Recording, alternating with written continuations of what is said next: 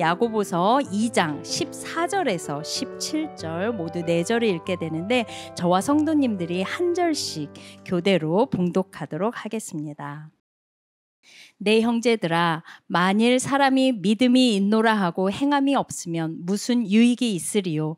그 믿음이 능히 자기를 구원하겠느냐? 만일 형제나 자매가 헐벗고 일용할 양식이 없는데 너희 중에 누구든지 그에게 이르되 평안히 가라, 덥게 하라, 배부르게 하라 하며 그 몸에 쓸 것을 주지 아니하면 무슨 유익이 있으리요? 함께 읽겠습니다. 이와 같이 행함이 없는 믿음은 그 자체가 죽은 것이라. 아멘. 네, 오늘도 은혜 자리를 사모하시는 마음으로 이 자리에 오신 우리 성도님들 진심으로 환영하고 축복하고요. 이 시간 잠깐 함께 기도하고 하나님 말씀 함께 나누겠습니다.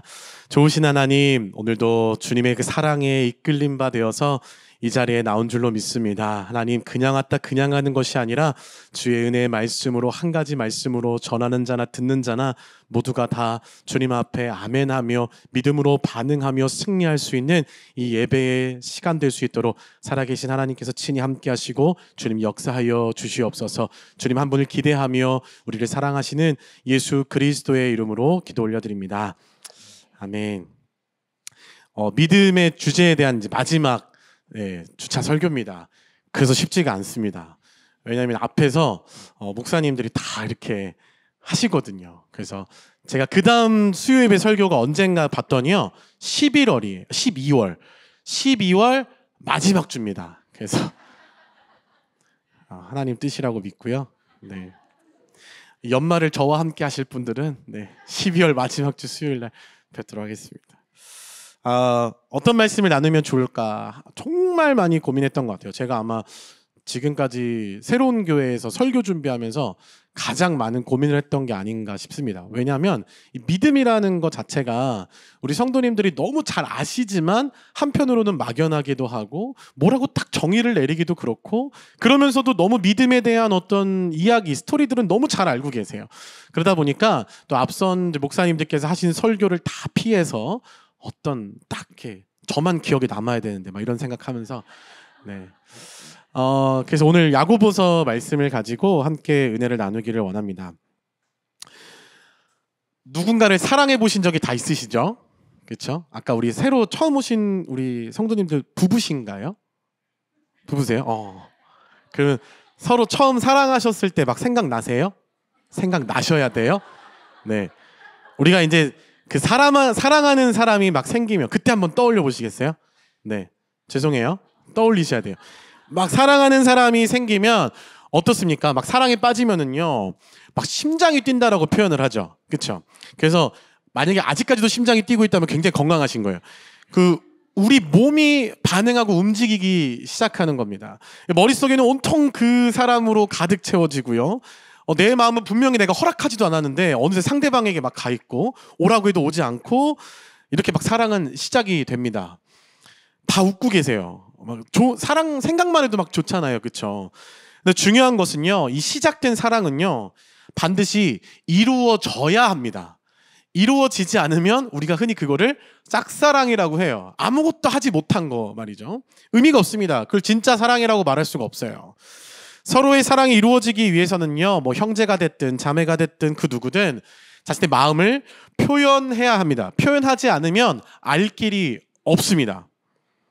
말로 뭐 고백을 하든지 뭐 행동으로 보여줘야 그 상대방이 나를 사랑한다라는 그 마음이 느껴지고, 그 느껴졌을 때 그 사랑이 이루어지기 시작하는 거죠. 그렇기 때문에 지금의 남편들을 만나셨을 거고, 지금의 아내를 만나셨을 거고, 저 또한 그렇게 만났다라고 믿습니다. 자, 그런데요, 사랑이 시작되고 사랑이 이루어지고 다 좋아요. 근데 진정한 사랑은 언제부터입니까? 결혼해서부터죠. 결혼해서 보여줘야 돼요.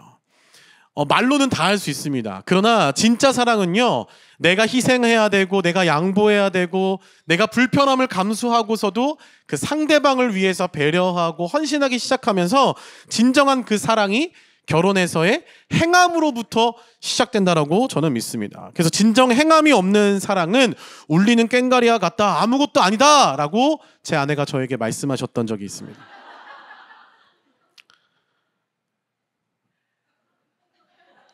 부끄럽지만 사실입니다.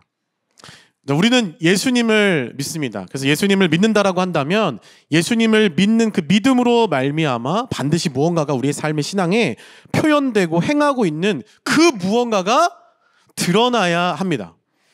오늘 야고보서 말씀을 통해서 우리가 어떤 이 야고보서 말씀이 우리에게 오늘날 어떤 믿음의 도전을 하고 있는지 우리가 본문을 먼저 좀 살펴봤으면 좋겠는데요. 사랑도 행해야 하는 것처럼 믿음이라는 것도 행해야 한다라는 것까지는 우리가 알고 있어요. 본문을 한번 먼저 살펴보겠습니다. 먼저 14절 말씀을 함께 읽겠습니다. 시작.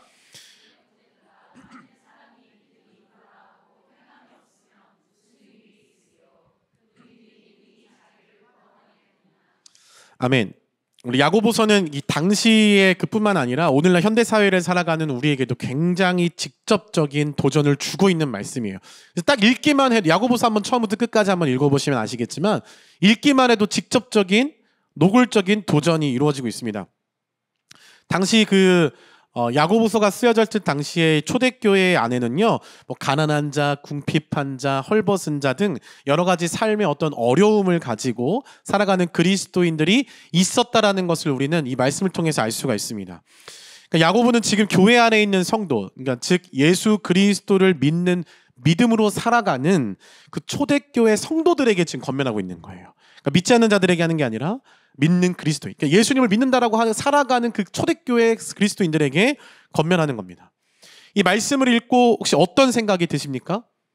그리스도를 믿는 믿음이 있다라고 하면서 사람을 외모로 취하거나 혹은 뭐 가난한 자 혹은 뭐 헐벗은 자들을 차별한다라는 것은 사실 믿음이 없다라는 증거를 보여준 거라고 우리가 알 수 있죠. 믿음이 잘못되어졌다라는 거예요. 그러니까 믿는다라고 하면서 가난한 자, 헐벗은 자, 뭐 이러한 사람들을 어떤 사람의 외모나 직이나 어떤 가지고 있는 형편, 뭐 이런 거에 따라서 차별한다라고 한다면 그것은 믿음이 없는 증거를 본인 스스로 한 거라는 이야기입니다. 왜냐하면 믿음은 반드시 행함으로 드러나기 때문이죠. 그러니까 믿음에 걸맞는 행동이 우리 안에 있어야 한다라는 겁니다. 여기서의 그 행함이 없으면 그 믿음이 능히 자기를 구원하겠느냐라는 이 말씀은요, 행위로 구원받는다라는 말씀은 아닙니다. 로마서에서 말씀하고 있는 어떤 믿음의 정의 뭐 이런 것과는 다른 의미인 것 같아 보이지만은 사실상 믿음이라는 것은 반응이 따라오기 마련이고 그 행함은 그 믿음의 열매라는 것입니다. 다시 말해서 행함이 없는 믿음은 성경 말씀 그대로 죽은 믿음, 그러니까 가짜다라는 것이죠. 그렇다면 왜 이렇게까지 행함이 없는 믿음은 죽은 거다, 행함이 없으면 그거 가짜다라고 이토록 강하게 말씀하는 걸까요? 우리 15절 16절 말씀을 함께 읽어보겠습니다. 시작. 만일 형제나 자매가 헐벗고 일용할 양식이 없는데 너희 중에 누구든지 그에게 이르되 평안히 가라, 덥게 하라, 배부르게 하라 하며 그 몸에 쓸 것을 주지 아니하면 무슨 유익이 있으리요. 그러니까 지금 말씀의 배경이 되고 있는 이 교회 내부의 상황이 생각보다 심각하다라는 것을 우리가 알 수 있죠. 이 가난한 지체들은요, 가난한 자들은 충분한 어떤 의복뿐만 아니라 음식 또한 먹지 못한 채 아마 방치되어 있었을 것이라고 우리가 알 수 있습니다. 또 이러한 사람들이 적지 않았다라는 거죠. 아니면 많이 뭐 적은 인원이라고 해도 누가 봐도 그런 사람들을 찾을 수 있었을 겁니다. 헐벗었다라는 이 말씀은요, 옷이 없었다라는 거예요. 당시에 그 옷은 그저 사람이 입고 다니는, 우리가 지금 외출할 때 입고 다니는 어떤 이런 의복, 이런 옷을 의미하지 않습니다. 더 나아가서 이게 겨울에는 이렇게 코트처럼요, 이게 바깥에서 이렇게 잘 수 있을 때 이불처럼 덮는 그런 옷이에요. 그래서 평상시에는 이렇게 입고 돌아다니다가 밤에 잘 때는 그것을 이불 삼아 이렇게 자는. 그러니까 어떻게 보면은요, 이 옷 하나만 있어도 사람이 일상적인 생활과 잠을 잘 수 있다라는 겁니다. 자, 그런데요, 이러한 가난한 자들은 이러한 옷이 유일한 재산인데 그 옷이 헐벗었다라는 것은 그들이 인간이라는 존재로서 살아감에 있어서 아주 가장 기본적인 것조차도, 최소한의 입을 것과 먹을 것조차도 갖추지 못했다라는 겁니다. 자, 지금 그러한 정말 극도로 비참한 상태에 놓여 있는 형제나 자매가 있다라고 했을 때 이 이야기하는 겁니다. 자, 이러한 자들을 보았습니다.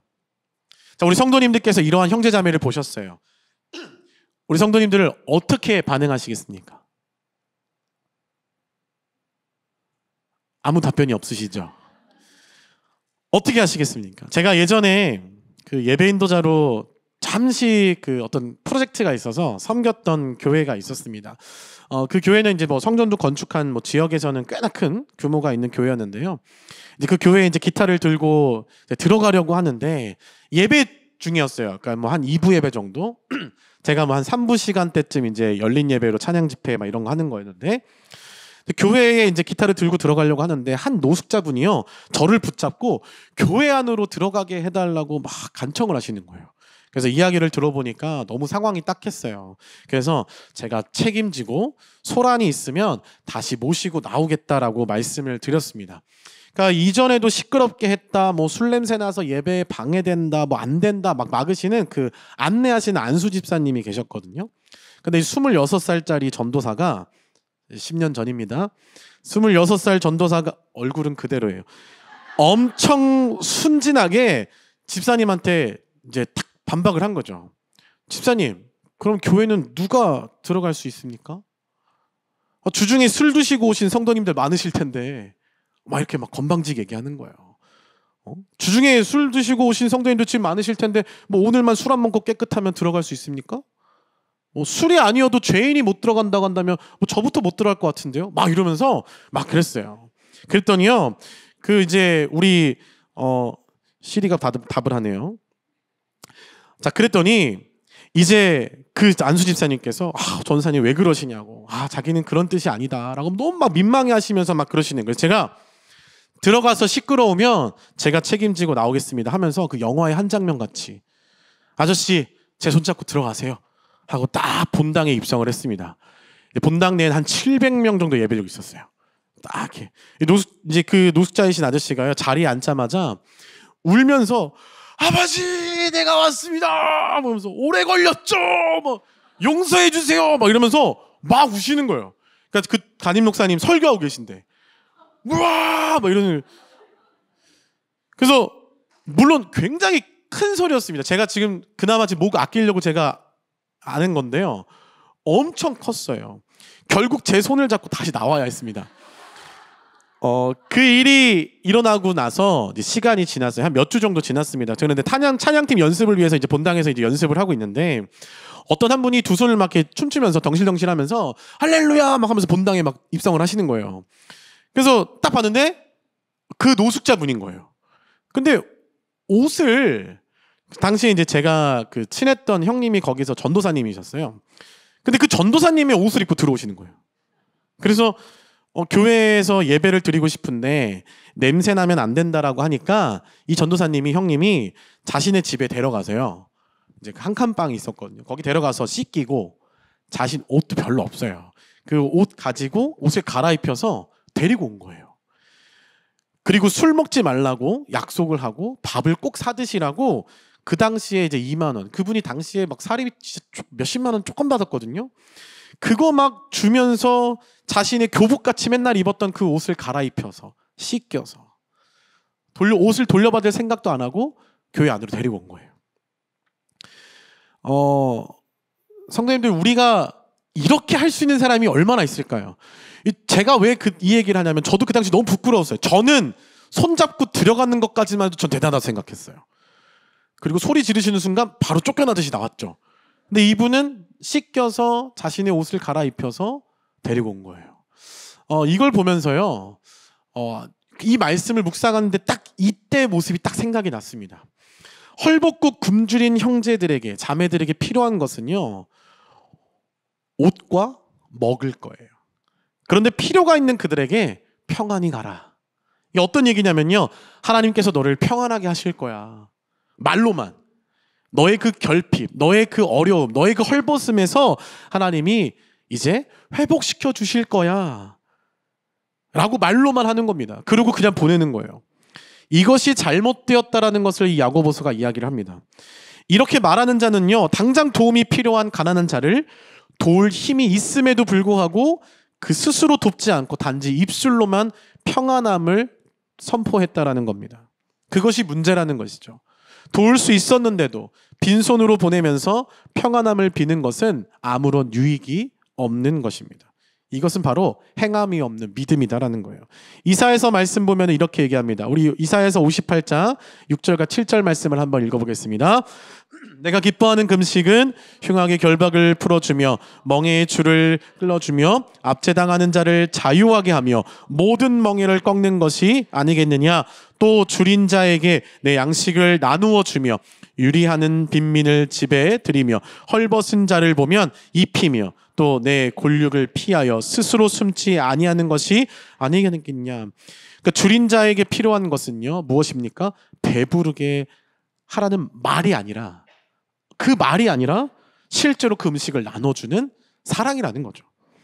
야고보의 당시에 이 교회 공동체는 가난한 자들이 궁핍에 처했음에도 불구하고 다른 교인들이 그들에게 의복이나 어떤 먹을 것을 공급해 주기보다는 어떤 값싼, 누구나 할 수 있는 그 말로서의 동정의 말을 했다라는 겁니다.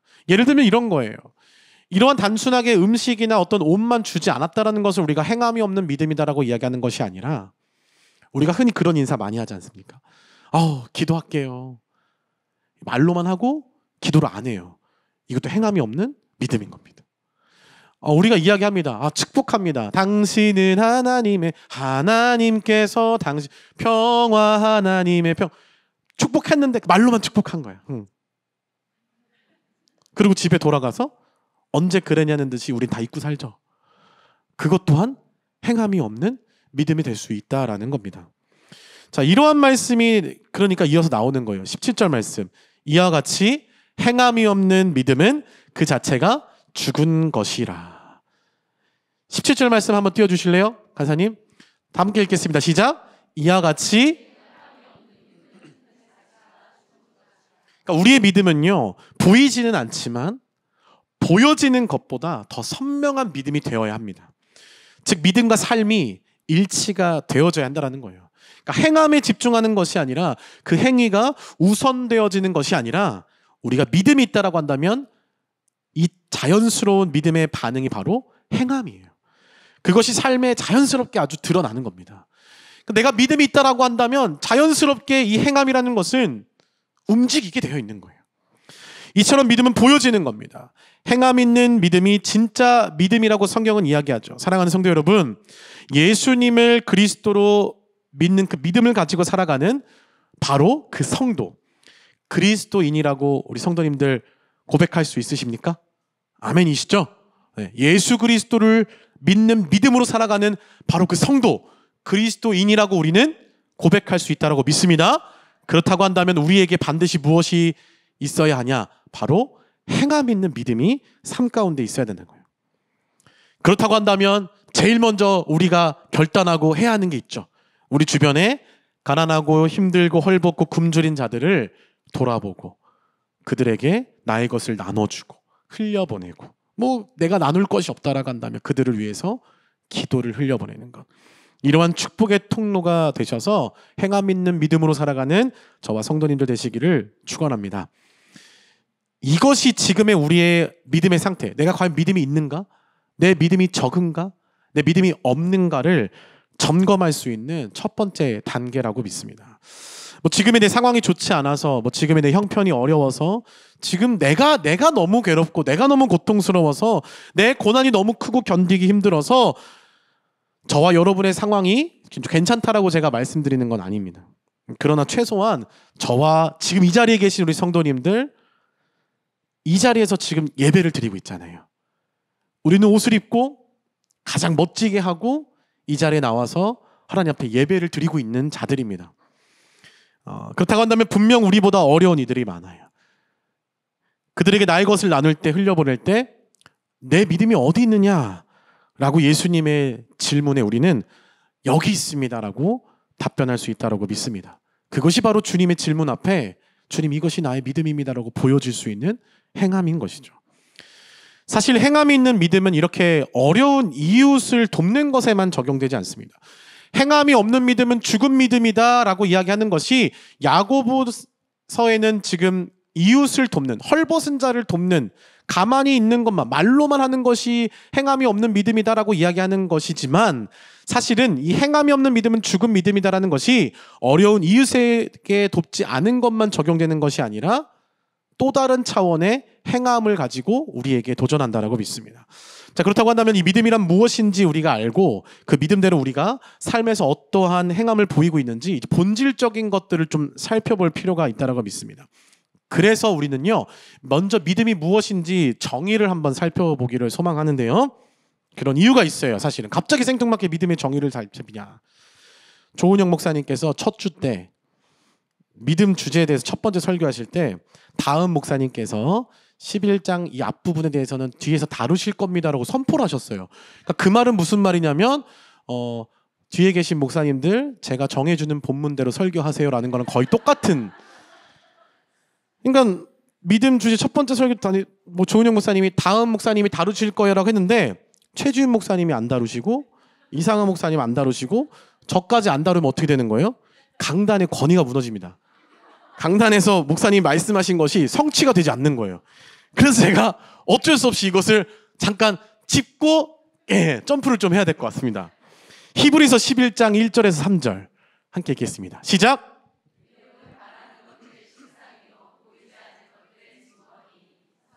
이로써 증거를 얻었느니라. 믿음으로 모든 세계가 하나님의 말씀으로 지어진 줄을 우리가 아나니 보이는 것을 나타난 것으로 말미암아 된 것이 아니니라. 그러니까 우리가 행함이 없는 믿음이 무엇인지 1차적으로 이웃을 돕지 않는 거에 대한 건 알았어요. 그렇다고 한다면 본질적으로 또한 행함이 있는 믿음은 무엇인지 우리가 알기 위해서는 근본적으로 믿음이라는 것이 무엇인지를 우리가 좀 알아야 된다는 것이죠. 믿음은 바라는 것들의 실상이요. 여기서 바라는 것은요, 우리가 그냥 뭐 원하는 거, 뭐 이런 얘기를 하는 것이 아닙니다. 그러니까 하나님의 그 말씀에 그 약속하신 것이 이루어질 것을 바라는 거예요. 그러니까 어떤 걸 바라는 겁니까? 내 소원, 내 꿈, 내가 갖고 싶은 거, 내가 이루고 싶은 것이 아니라 하나님이 말씀이신 그 하나님께서 친히 약속으로 우리에게 주신 그 말씀이 성취되어질 것을 바라는 거예요. 그것이 바로 바라는 것들의 실상이요에서의 바라는 것입니다.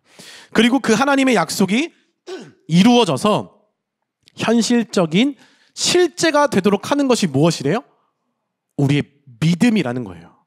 그러니까 우리가 하나님의 이 약속, 우리가 바라는 것, 하나님의 약속의 말씀이 성취되는 것이죠. 이것이 이루어지는 건데 이것이 이루어져서 내 삶의 현실의 실제, 내 눈앞에 이루어지는 것, 그렇게 되도록 하는 것은 바로 무엇이냐? 나의 믿음이다. 그래서 믿음은 단순히요, 우리가 바라는 이 세상적인 어떤 소원, 뭐 꼭 이루어져야 되는 어떤 뭐 주관적인 확신, 이런 게 아니에요. 어떤 막 적극적인 막 신념, 믿습니다 한다고 그것이 믿음이 아니라는 거예요. 심리적으로 막 믿어야 돼, 할 수 있어, 넌 할 수 있어, 막 포기하지 마, 이런 게 믿음이 또 아니라는 거죠. 믿음은 무엇을 먹을까, 입을까, 마실까 하는 어떤 문제와 연결되어져 있는 세상적인 어떤 소원을 성취하고 이루어지는 어떤 그런 수단이 아니라는 겁니다. 믿음은 하나님의 약속을 바라보고요, 그것이 현재적인 삶에서 나에게 고난과 핍박과 어떤 어려움과 아픔이 따른다고 할지라도 그 하나님의 뜻을 따라서 신실하게 계속해서 전진해 나가는 거예요. 그것이 믿음입니다. 행함이 있는 믿음이라는 것 또한 약속하신 그 말씀을 믿고 믿음의 현재를 신실하게 살아가는 거예요. 죄송합니다. 그렇다라고 한다면요, 진짜 우리에게 믿음이 무엇인지를 우리가 알고 보고 확신하기 위해서는요, 계속해서 믿음이라는 것을 살아가봐야 알아요. 살아가보지 않고서는 지금 내가 나 믿음이 이만큼이야, 내 믿음은 이래 라고 정의할 수도 없고요, 그것을 그릴 수도 없습니다. 살아내본 사람만이 이것이 믿음이었다라고 이야기할 수 있는 거예요. 그래서 믿음은요, 신실한 자들에게만, 성실한 자들에게만, 그 약속이 이루어질 것을 믿고 신뢰하며 걷는 자들에게만 드러나는 증표입니다. 이러한 믿음으로 살아간 믿음의 선조들의 이야기가 오늘날 우리에게 이래서 믿음으로 살아야 되는구나, 이래서 믿음으로 승리할 수 있는 거구나, 이래서 믿음을 끝까지 지켜야 하는구나 라고 우리에게 위로하고 격려하고 도전한다라고 믿습니다. 그렇다고 한다면 우리가 믿음이 무엇인지, 우리가 믿음으로 행하면서 행함 있는 믿음으로 살아가야 하기 위해서는 어떻게 하는지 보이지 않는 것을 믿고 살아갔던, 신실하게 걸어갔던 그 믿음의 선조들의 이야기를 보면 우리가 알 수 있다는 거예요. 히브리서 11장에는요, 구약의 인물들을 통해서 그들의 삶에서 어떠한 믿음이 나타났는지, 어떠한 행함으로 그들의 믿음을 증명했는지를 보여주는 성경 인물들에 대한 이야기가 쭉 나열됩니다. 그래서 우리 성도님들 잘 아시는 뭐 노아, 에녹, 아브라함, 막 그쵸? 막 입다, 삼손, 막 내가 이 얘기까지 다 하면 내가 시간이 모자라, 막 이러면서 사무엘도 나오고, 막 그쵸? 그게 중요해서 하고 싶었어요. 그래서 이 믿음의 모습으로 살아간 이들의 이야기를 한번 좀 우리가 봤으면 좋겠습니다. 자, 노아는요, 홍수 심판의 말씀을 믿었어요. 뭘 믿었죠? 하나님이 말씀하신 그 약속이 이루어질 것이다라는 것을 바란 거예요. 그것이 믿음이라는 겁니다. 그래서 심판의 때가 이르지 않았음에도 불구하고 어떻게 한 겁니까? 그 심판의 말씀이 반드시 이루어질 것이라는 것을 바라면서 그렇게 기나긴 세월을 계속 뭐 한 거예요? 방주를 만든 거예요. 아브라함은요, 약속을 따라 고향과 친척을 버리고 미지의 땅으로 갑니다. 어딘지 모르는데 그냥 갔어요. 하나님이 가라 했을 때 그곳에서 이루어질 그 축복을 바라면서 간 거예요. 모세는 어떻습니까? 애굽의 왕자 자리를 버립니다. 뭐 이들뿐만 아니라 뭐 믿음으로 산 자들은 뭐 눈으로 보지 못하는 것을요, 꼭 손에 잡은 것보다도 더 확실히 알고 행하는 것처럼 보여줍니다. 분명히 보이지 않는 건데, 심지어 이루어지지가 않은 건데요, 꼭 그 이루어진 것을 미리 받은 것처럼 살아가고 움직였다라는 거예요. 그 중에서도 이 믿음의 조상이라고 불리는 우리가 아브라함에 대해서 우리가 특별히 좀 한번 살펴봤으면 좋겠는데요. 창세기 12장 1절에서 3절까지 말씀을 읽겠습니다. 시작.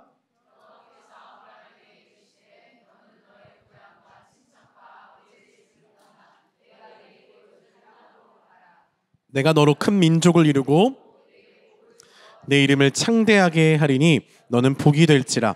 너를 축복하는 자에게는 내가 복을 내리고 너를 저주하는 자에게는 내가 저주하리니 땅의 모든 족속이 너로 말미암아 복을 얻을 것이라 하신지라.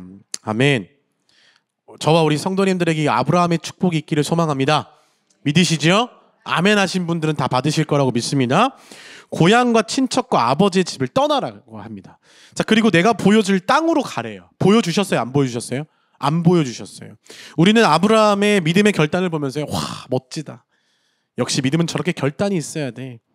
본받아야 돼 하면서 넘겨요. 떠난다라는 것은요, 지금까지의 모든 것의 의미가 없어진다라는 겁니다.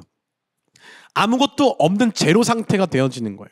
자신의 인생의 계획, 그리고 그 목표를 이루기 위해서 달려왔던 어떤 시간들, 수고, 그리고 사랑하는 이들, 그 모든 것을 다 떠나고 버려야 되는 겁니다.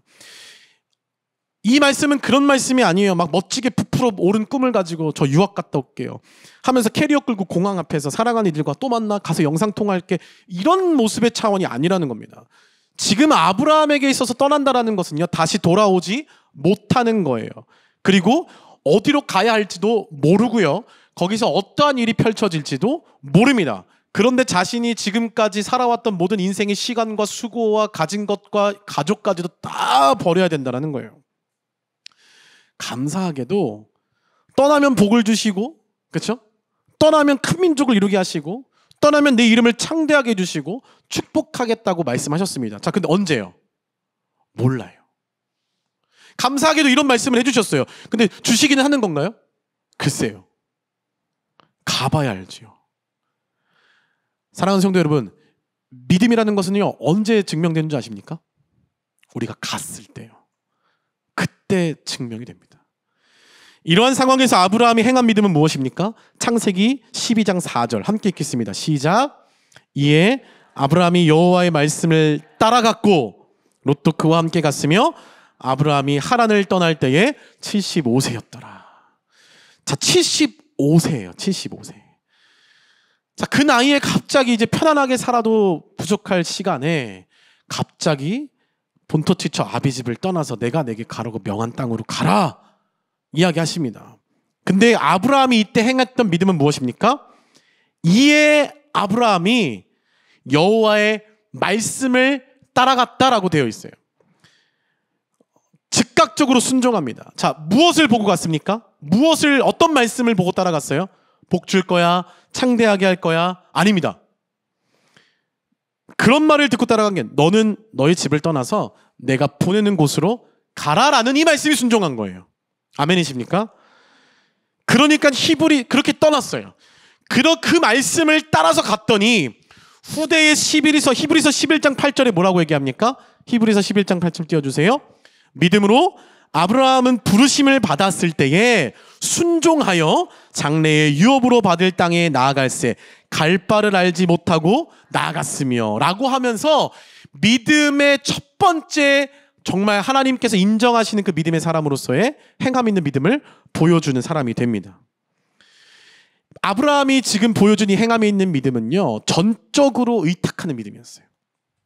보이지는 않지만 그 말씀을 의지하고 가보는 겁니다. 언제까지요? 그 말씀이 성취될 때까지.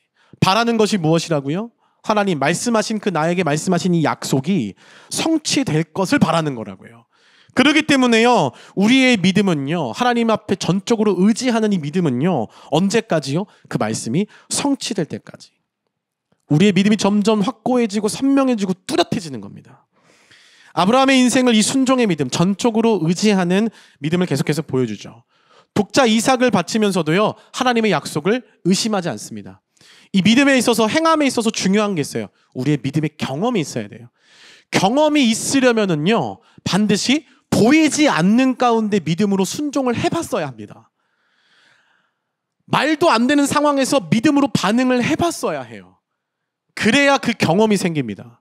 그것이 우리가 또 다른 믿음의 발걸음을 떼는데 굉장히 중요한 디딤돌 역할을 해줘요. 사실 독자 이삭을 바치라는 게 남의 이야기니까 우리가 편하게 듣고 이미 결말을 알기 때문에, 그쵸? 여호와 이래. 어디선가 어린 양이 막 할 것 같으니까 우리가 그 소리를 막 성경에서 막 듣고 있으니까 우리가 이거에 대해서 막 아브라함이 딱 칼을 빼드는 순간 아브라함아 멈춰라 막 이러면서, 그쵸? 다 알고 있으니까. 그런데요, 지금 만약에 우리에게 하나님께서 이러한 도전을 하신다면 순종하실 수 있는 분 혹시 계십니까?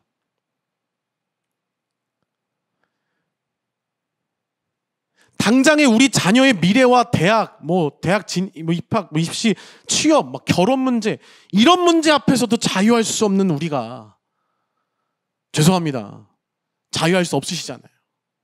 자유할 수 없는 우리가 자녀를 바쳐라? 이 믿음은요, 우리의 인생에 경험하지 못할 경지의 어떤 테스트일 거야. 우리 이야기는 아니야 라고 하면서 옛날 이야기를 읽고 넘어가듯이 우리가 지나치고 있는지도 모르는 것이죠. 자, 그러나 하나님께서는요, 분명 뭐라고 말씀하셨습니까? 명확하게 말씀하셨어요. 너의 본토지 아비 집을 떠나라. 독자 이삭을 바치라. 명령어예요. 아브라함은 그 말을 듣고 어떻게 했습니까? 하나님을 신뢰하고 바쳐라. 바칩니다. 어떻게 가능했어요? 아브라함도 생각을 했겠죠. 처음부터 떠올랐을 거예요. 자, 처음부터 이 아들은 누구의 것입니까? 하나님의 것. 하나님은 아들을 가질 수 없는 아브라함과 사라에게 뭘 줬어요? 아들을 주셨어요. 100세의 이삭을. 하나님의 속성은 무엇입니까? 사랑이십니다. 하나님은 무엇을 약속하셨어요? 창대케 하리라. 무수히 많은 큰 민족을 이루게 하겠다. 약속하셨어요. 그리고 자신의 삶에 말도 안 되는 일을 펼치셨습니다. 아브라함은요, 이해되지 않았을 거예요. 하지만 그 상황 또한 하나님께 맡긴 거예요. 그 이해되지 않는 것조차도 하나님의 말씀보다 앞설 수 없다라고 선택을 하고 결단을 하고 하나님께 맡겨드리면서 자신의 믿음의 반응, 행함을 옮긴 겁니다. 우리 또한 이렇다고 믿습니다. 때로는요, 현실적으로 이러면 안 될 것 같은데, 이러면 큰일 날 것 같은데 믿음으로 반응해야 될 때가 있어요. 그럴 때 우리는요, 지금 이렇게 하면 안 될 것 같고 이게 이해되지 않고 이게 납득이 되지 않지만 이보다도 더 크시고 앞서시는 완전하신 그 하나님 말씀을 의지하여서 우리가 한번 순종해보는 거예요. 의탁 드려보는 겁니다. 그래야 우리에게 믿음의 스토리가 생긴다라는 거죠. 믿음으로 행한 이 보이지 않는 미래의 결과, 그 삶의 시간을요, 하나님만 바라보면서 순종해보고 맡겨본 사람만이 그제서야 말할 수 있어요. 나의 믿음은 행함이 있는 믿음이라고요. 일요일에서 아브라함은요, 하나님의 약속의 말씀이 결코 거짓이 아니고 그 말씀을 믿고 순종했을 때 하나님이 책임지시고 반드시 성취하신다라는 그 하나님 아버지의 그 선하심을 증명하는 사람이 됩니다. 그래서 믿음이 보여진 거예요. 보이지 않아요. 뭐라고 설명이 안 돼요. 근데 아브라함의 이야기를 들으면 우리는 뭘 압니까? 아, 저게 믿음이구나 라는 걸 알아요. 증명이 됐어요. 어떤 걸로요? 보이지 않는 것을 보이는 것처럼 신실하게 행했을 때, 그때 저것이 믿음이구나 라고 정의가 내려졌다라는 겁니다. 하나님을 믿고 전적으로 의탁하는 삶은요, 이 세상의 어떤 시험이나 유혹에 흔들리지 않고 신실하게 믿음을 지켜나갈 수 있는 유일한 방법입니다. 그래서 자꾸 도전하셔야 돼요. 자꾸 믿음을요, 자꾸 도전하셔야 돼요. 자꾸 부딪히셔야 돼요. 좀 내 신앙이 조금 이렇게 싱숭생숭 맹한 것 같다라는 막 얘기 표현하시는 분들이 있어요. 순신방 가면. 그럴 땐 도전하셔야 돼요. 말도 안 되는 믿음에 도전 한번 해보셔야 돼요. 내가 가진 것이 있다면 이거 드리면 안 될 것 같은데 한번 드려도 보고, 내가 말도 안 되는 내가 이렇게 결단하고 새벽 예배 결단하면 안 될 것 같은데 결단 한번 해보고, 내가 금식하면 절대 안 될 것 같은데 금식도 한번 해보고, 이런 것이 믿음의 행함이라고 말할 수 있느냐? 꼭 그렇지만은 않지만 내가 할 수 있는 영역을 벗어나는 것들을 한번 계속 트라이 해봐야 돼요. 그래야 내 믿음이 계속 행하여지고 움직여지고 꿈틀대고 살아있다라는 것을 경험하게 되는 줄로 믿습니다. 그의 자녀들은 어떻습니까? 너무 많은 이야기가 있지만 그 중에서도 임종시의 아브라함의 자녀들 중에 이 자녀들에게 축복한 이삭과 야곱의 믿음을 우리는 한번 해석해 봐야 돼요. 비록 자신들의 생애에 있어서 하나님의 약속이 성취되지는 않지만 자녀들을 통해서, 자신들은 죽더라도 자녀들을 통해서 반드시 성취해 주실 거라는 것을 믿는 그 믿음의 눈이 그들에게 있었습니다. 그랬기 때문에 죽는 순간에도 하나님의 약속을 바라보고 축복할 수 있었던 거예요. 믿으십니까? 내가 마침내 보지 못했어요.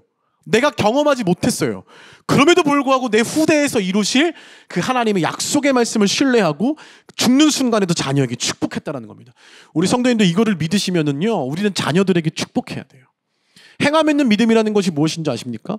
내가 가지고 있는 것, 내가 자녀들에게 해줄 수 있는 것을 넘어서는 하나님의 능력의 손, 하나님의 구원의 손, 하나님의 회복의 손, 하나님의 지혜의 손을 의지해서 축복하시는 거예요. 그것이 내가 지금 당장 보지 못하는 30년, 40년 언젠가는 내 자녀에게 이루어질 것이라는 것을 믿고 내 자녀에게 성취하실 것이라는 하나님의 그 약속을 믿고 내가 축복하는 거기 때문이에요. 이러한 행함 또한 저와 여러분들의 삶에 넘쳐나기를 주의 이름으로 축원합니다. 사랑하는 성도 여러분, 우리는 예수님을 왜 믿습니까? 믿고 왜 우리는 행해야 한다는 것을 우리는 지금 듣고 있습니까? 믿음을 행하면 우리에게 복이 와서, 우리에게 기적이 일어나고 치유가 일어나고 막 회복이 일어나서 막 불가능이 가능케 되어지니까 우면산을 들어서 설악산에다가 갖다 놓으려고 예수님을 믿는 것이 아니라는 거예요. 믿음이라는 것은요, 예수님을 선택하는 겁니다. 예수 그리스도를 선택하는 거예요. 그러면요, 반드시요, 우리는 잃게 됩니다. 우리는 영원한 하나님의 나라를 얻는 대신에 이 땅에서의 우리가 원하는 것을 이룰 수도 있어요. 이제부터 우리의 시선은요, 이 믿음이 이 땅을 바라보는 것이 아니라 하나님의 나라를 바라보면서 나아가는 거예요. 그렇기 때문에 이 땅에서 미래가 막막하고 당장 내일이 보이지 않고 오늘 하루가 너무 힘들고 나에게 너무 버거워도요, 그럼에도 불구하고 보이지 않는 이 길을 다시 힘을 내서 걸어가고 살아갈 수 있고, 막막해도 떠날 수 있고, 누가 뭐라고 해도 걸어갈 수 있는 것은요, 고난이 와도 고통이 찾아와도 그것을 넘어서는 우리가 영원한 나라에 대한 소망을 가지고 살기 때문이에요. 예수를 선택했으니까. 그로부터 얻어진 소망이 우리에게 있으니까. 그렇기 때문에 더 이상 이 세상의 어떤 고난과 아픔과 슬픔과 절망과 이런 것들이 우리를 더 이상 주장하지 못하게, 이제 사망은, 더는 이 어둠이 우리를 주장할 수 없다. 찬양의 고백이 있지 않습니까? 그래서 우리는요, 기꺼이 고난도 받아들이고 살아가는 거예요. 진정한 행함이 있는 믿음이라는 것은요, 하나님을 믿고 살아갔을 때 주시옵소서 했을 때 주셨더니 아멘 하고 그것을 흘려보내는 것이 행함이 있는 믿음이 아니라, 고난이 와도 예수 그리스도를 사랑하고 내가 가진 것을 다 잃어도 여전히 나에게 있는 예수로 인하여 만족하고, 나에게 아픔과 어려움, 이해되지 않는 상황이 온다 할지라도, 죄송합니다, 저도 그런 상황이 오면 저도 장담할 수 없을 것 같아요. 그러나 그럼에도 불구하고 그리스도인들은 다시 한번 그 예수를 선택하고 그로 인해서 충분합니다. 만족할 수 있는 것. 그것이 진짜 행함이 있는 믿음이라고 믿습니다. 모세는 어때요? 눈에 보이는 애굽에 쾌락이 있었어요. 보이지 않는 미래의 상을 위해서 기꺼이 어떻게 합니까? 고난의 길을 선택하는 거예요. 믿음으로 살기 위해서 포기한 애굽의 모든 부귀, 영광, 물질 이런 것들을 다 포기했습니다.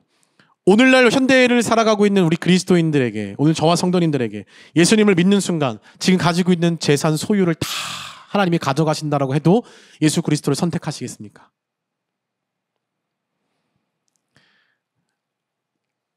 죄송합니다. 진짜 질문 드린 거예요. 저에게도. 진짜 앞으로 내가 얻을 수 있는 그 모든 소유, 내가 앞으로 누리게 될 모든 부귀영화, 내가 앞으로 얻어야만 하는 내 인생의 목표와 그 모든 것. 자, 그것이 이제 앞으로 다 이루어지지 않아요. 다 잃어요. 자, 그래도 예수를 선택하시겠습니까? 예수로 만족한다고 고백하시겠어요? 정말로 그 테스트가 여러분들의 삶에 온다라고 했을 때 우리 성도님들 기꺼이 행함 있는 믿음으로 그 고난을 받아들이면서 나아가실 수 있으시겠습니까? 성경을 우리가 가끔 오해해요. 믿음으로 행하면은요, 하나님이 복 주실 거라는 거에만 매여 있어요. 복 주시는 거 맞습니다. 그런데요, 이 복을 세상적인 것을 얻기 위한 복으로 자꾸 우리가 생각해요. 아니에요. 진정한 복은 성경에서 뭐라고 얘기합니까? 하나님을 가까이 하는 것이 우리에게 복이라. 하나님을 더 사랑하게 되고 하나님으로 인하여서 더 천국을 소망하게 되고 그것이 더 선명해지고 우리에게 더 이상 세상의 것이 중요해지지 않는 것이 우리에게 복이에요. 바로 이 믿음을 우리가 행하면 행할수록 우리에게는요, 고난이 찾아와도 어려움이 와도 믿음을 행하면 행할수록 우리에게는 무엇이 더 선명해지는 겁니까? 예수만 더 선명해진 줄로 믿습니다. 사랑하는 성도 여러분, 그런데요, 우리가 이렇게 말씀을 듣고선요, 돌아가서 결단했는데 돌아가서 행하지 못한다라고 한다면 우리는 여전히 행함이 없는 자들이 되는 겁니다. 야고보서 1장 22절 말씀 보니까요, 너희는 말씀을 행하는 자가 되고 듣기만 하여 자신을 속이는 자가 되지 말라라고 이야기합니다. 우리의 열매를 보면 다 알 수 있다라는 거예요. 우리의 말씀을 듣고 나서 우리가 어떻게 행함으로 인하여 어떤 열매를 맺었는지를 보면 알 수 있다라는 겁니다. 믿음은 열매로 드러납니다. 사랑하는 성도 여러분, 지금 어떠한 믿음의 열매를 맺고 계십니까? 혹 어떠한 행함 있는 믿음으로 지금 살아가고 계십니까? 믿음과 삶을 살아내는 실력이 너무 부족한, 아까 찬양의 가사에 고백이 있었죠. 믿음과 삶을 살아내는 실력이 혹시 부족하십니까? 삶 가운데 고난이 찾아오고 아픔이 찾아오면 믿음으로 살다가도 인내하지 못하고 지쳐서 오랜 기다림 속에 하나님에 대한 신뢰가 막 흔들리시고, 내가 이런 믿음이 막 이런 믿음으로 하나님 앞에 나아가도 되나? 막 성경에서 믿음이 적은 자요, 믿음이 적은 자요, 왜 의심하느냐? 막 이러면 괜히 나한테 하는 말 같고, 이런 믿음 가지고 내가 사역해도 되나? 이런 믿음 가지고 내가 누굴 위해서 기도한다고 해도 되나? 혹시 막 이런 마음의 무거움, 부담이 되십니까? 그럴 때마다 우리는요, 이 말씀을 기억했으면 좋겠어요. 마가복음 9장 22절에서 24절 말씀입니다. 우리가 믿음과 삶을 살아내는 실력이 없다라고 해도요, 끝까지 행함 있는 믿음을 보여야 하는 것은 바로 이겁니다. 귀신이 그를 죽이려고 불과 물에 자주 던졌나이다. 그러나 무엇을 하실 수 있거든, 할 수 있거든, 이 얘기예요. 잘 아시는 말씀이죠. 우리를 불쌍히 여기사 도와주옵소서. 23절 예수께서 이르시되 할 수 있거든이 무슨 말이냐? 믿는 자에게는 능히 하지 못할 일이 없느니라. 자, 이랬으면은 오케이, 그 믿음을 하면 되겠다, 할 수만 있거든, 할 수 있다 하시니는 막 이러면서 가야 되는데, 그 다음 얘기가 우리에게 적용되는 거예요. 곧 그 아이의 아버지가 소리 질러 이르되 내가 믿나이다. 자, 뭐래요? 믿는데요. 믿나이다. 근데 뭐라고 합니까? 나의 믿음 없는 것을 도와주소서. 왜요? 믿어요. 믿습니다. 근데 가다가 또 흔들려요. 믿음이 없어져요. 믿음이 적은 자가 됩니다. 믿음을 도와주소서라고 하지 않고서는 도저히 내가 믿음이 있는 건가 없는 건가라고 헷갈려요. 사랑하는 성도 여러분, 우리는요, 하나님 앞에 믿음 없는 것을 도와주소서라는 것을 부여잡고, 오늘도 믿음과 삶을 살아내는 실력이 부족하지만 행함 있는 믿음을 통해서 우리의 인생의 스토리에 믿음의 삶을 승리하기 위해 다시 한번 신실한 걸음을 내디뎌야 하는 줄로 믿습니다. 저와 우리 성도님들의 삶이 아브라함과 같이 모세, 노아, 믿음의 선진들과 같은, 하나님께서 믿음은 이런 거야 라고 감히 떳떳하게 말씀하실 수 있도록 우리의 인생을 행함 있는 믿음을 통해서 증명하는 그러한 삶을 사는 저와 성도님들이 되시기를 주의 이름으로 축원합니다. 보이지는 않지만 보이는 것보다 더 선명하게 확신을 가지고 주의 말씀을 성취될 것을 믿고 살아가는 것, 그러기 위해서 우리가 반드시 행해야 합니다. 오늘 무엇을 결단하시겠습니까? 오늘 어떤 행함으로 주 앞에 나아가시겠습니까? 어떠한 믿음으로 도와달라고 주님 앞에 다시 간구하시겠습니까? 오늘 이 시간 기도할 때에 믿음과 삶에 대한 우리 가운데 적용되어지는 것이 성령께서 직접 우리 가운데 말씀하시는 은혜가 있기를 주의 이름으로 축원합니다. 함께 기도하겠습니다.